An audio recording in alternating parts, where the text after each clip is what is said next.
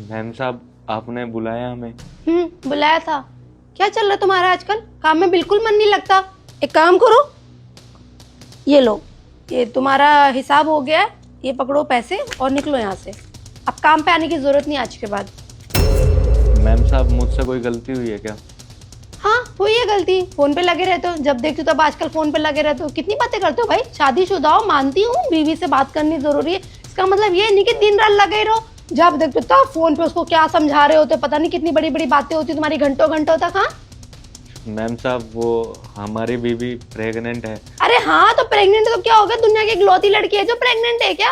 सब लोग प्रेग्नेंट होते हैं, पर हर कोई ऐसा थोड़ी ना कि फोन पे ही लगा रहेगा अपने पति से। भाई काम धंधा नहीं करना, कि कमाना नहीं, बच्चा आएगा तो उसकी भी परवरिश में ही पैसा लगेगा ना। मैम साहब हमसे गलती होगी। मैम साहब आप अब हम फ़ोन नहीं चलाएंगे। वो हम हमारी बीवी की कोई देखभाल करने के लिए घर पे है नहीं, तो फिर हम उसको फ़ोन मिला लेते हैं कि उसकी तबीयत ताकि ख़राब ना हो। तो इस चीज का ठेका थोड़ी ले रखा है हम लोगों ने। एग्जैक्टली मॉम, ये देखो ना, इसको लगता है कि हमने इसको एक तो सिक्योरिटी के लिए रखा हुआ है अपने घर में। अरे पता है हमारे घर में कितना कैश होता है, कितने पैसे वाले हम, कितने अमीर है, उसके बावजूद भी तेरा ध्यान फोन पे ही लगा रहेगा तो कुछ चोरी चकारी होगी, कौन जिम्मेदारी लेगा भाई इसकी? मैम साहब मैं मानता हूँ मेरी गलती है मैम साहब, पर मैम साहब मैं आगे से ऐसी कोई गलती नहीं करूँगा। ये आप प्लीज़ पैसे मुझे पकड़ो और जाओ यहाँ से। मैम साहब प्लीज़, मुझे नौकरी की बहुत ज़रूरत है, आप मुझे नौकरी से मत निकालिए प्लीज़।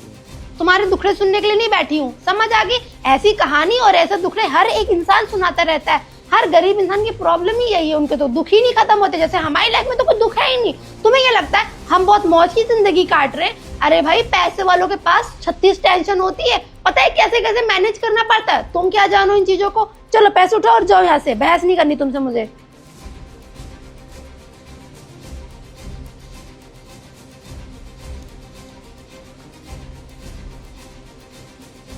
मैम साहब ये आपने ज़्यादा पैसे दे दिए, शायद आपसे भूल होगी हो। मेरी सैलरी मैंने पिछले महीने ही ले ली थी, अभी तो सिर्फ 10 दिन हुए हैं, और ये ज़्यादा है पैसे। हाँ तो ज्यादा है, ज्यादा दे दो तो दिक्कत होती है, कम दे दो तो दिक्कत होती है। अरे भाई किसी भी चीज में तसल्ली है कि नहीं है तेरे को? हाँ मैम साहब मैं समझ नहीं पा रहा, आप ये मुझे फालतू पैसे क्यों दे रहे हैं? देख, समझ नहीं पा रहा, मुझे पता है, मैंने सुन लिया था। हेलो भाभी, मैंने बहुत कोशिश कर ली, हर कोई घर पे रुकने के लिए तैयार ही नहीं है। आपको तो पता है ना मैं नौकरी करता हूँ, अगर मैंने यहाँ से छुट्टी ले ली तो फिर ये मुझे नौकरी से निकाल देंगे। भाभी आप आ जाओ ना मेरे घर पे।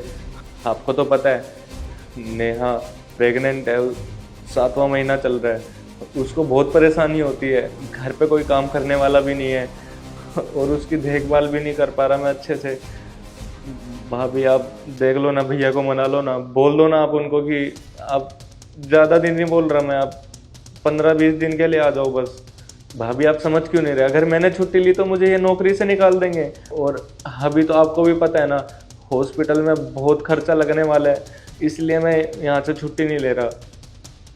प्लीज़ भाभी देख लो, अगर आप आ सकते हो तो। भाभी प्लीज़ आ जाओ ना।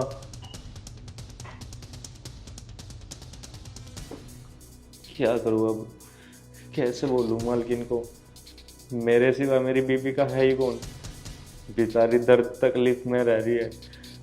क्या करूँ भगवान, मदद करो मेरी।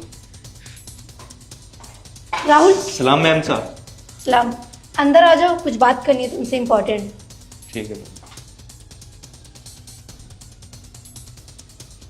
मुझे पता है तुम्हारी वाइफ को तुम्हारी ज़रूरत है भाई, यहाँ तो मैनेज हो जाएगा, घर में हम सब हैं ही, सीसीटीवी कैमरास लगे हुए, वो तो हमने तुझे वैसे भी रखा हुआ है कि चल एक इंसान बैठा हुआ है तो अच्छा लगता है आसपास, लगता है हमें और सिक्योरिटी फील होती है।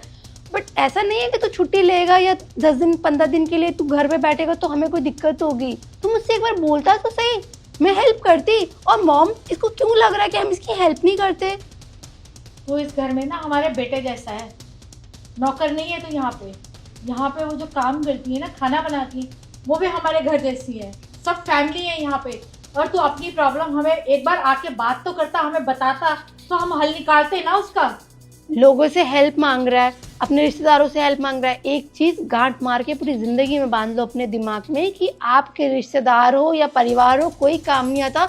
एक ही चीज इस दुनिया में काम आती है, वो है सिर्फ पैसा। पैसा है तो आपके रिश्तेदार भी आपके पास आएंगे। उन्हें पता है कि तुम्हारी औकात नहीं है, तुम्हारे पास पैसा नहीं, इसलिए वो तुम्हारे पास नहीं आ रहे। आज देखो तुम्हारे पास पैसा हो जाए, बड़ा घर, बड़ी गाड़ी, सब लोग आएंगे, फोन करेंगे, सामने से मिलने आएंगे, तब रिश्ते निभाते हैं। बिना पैसों के कोई रिश्ता नहीं निभाता इस दुनिया में। बिल्कुल सही कहा मैम साहब आपने। हमने बहुत लोगों से मदद मांगी थी, पर हमारी मदद किसी ने नहीं करी। और एक आप लोगों, जिनसे हमारा कोई रिश्ता ही नहीं है, और बिना मदद मांगे आपने हमारी इतनी मदद कर दी। आपका बहुत बहुत धन्यवाद मैम साहब। एक आप चीज भगवान हो हमारे लिए। एक चीज आप भूल गए, रिश्ता है इंसानियत का। हर रिश्ते खून से नहीं बनते हैं, इंसानियत के भी रिश्ते कुछ होते हैं। और अगर एक इंसान अपनी इंसानियत ही भूल जाए तो लानत है उसकी ऐसी ज़िंदगी पर कि उसको एक इंसान का अवतार मिला हुआ है। भगवान ने हमें भेजा है, जितना हो सके उतनी किसी की मदद करो। और ख़ास करके तुम तो हमारे पास काम करते हो, अगर तुम्हारी मदद नहीं करेंगे तब तो फिर बहुत बेकार है ये ज़िंदगी और ये पैसा। तुम जाओ और अपनी बीवी के पास बैठो, उसको टाइम दो, उसकी देखभाल करो। अभी उसको बहुत ज़्यादा ज़रूरत है तुम्हारी। जब ठीक हो जाएगा और डिलीवरी हो जाएगी तब आना। 2 महीने आराम से छुट्टी लेके बैठो तुम। आपका बहुत बहुत धन्यवाद मैम साहब। और ये मत सोचना कि तुम्हारी सैलरी कटेगी, तुम्हारी सैलरी टाइम से तुम्हारे अकाउंट में आ जाएगी। और ज़्यादा ज़रूरत हो तो वो भी बता देना, हम और भेज देंगे। नहीं मैम साहब, आपने इतना कर दिया बहुत है मैम साहब। हमारा तो इंसानियत से विश्वास ही उठ गया था, लेकिन आज आप लोगों को देखकर लगता है कि इंसानियत मरी नहीं है, जिंदा है अभी। ठीक है मैम साहब, बहुत बहुत धन्यवाद।